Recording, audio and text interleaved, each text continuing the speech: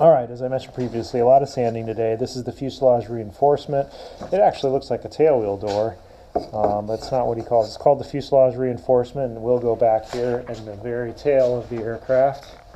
And it ends up sitting something like this. And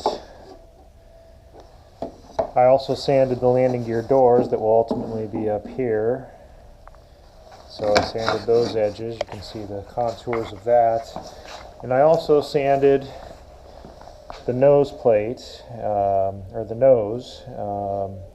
And as you can see, I've glued it on. You actually screw 4 screws in to the back, 1, 2, 3, 4.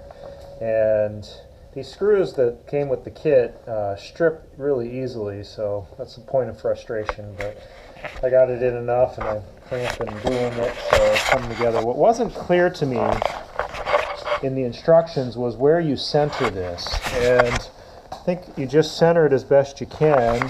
And these holes here, there's one here and there's one down in here, ended up being a bit of a dilemma. But I think where I'm at is going to be pretty good. And then when I sand later on, this will be sanded even more at an angle when the cover comes on and the cover goes on top. So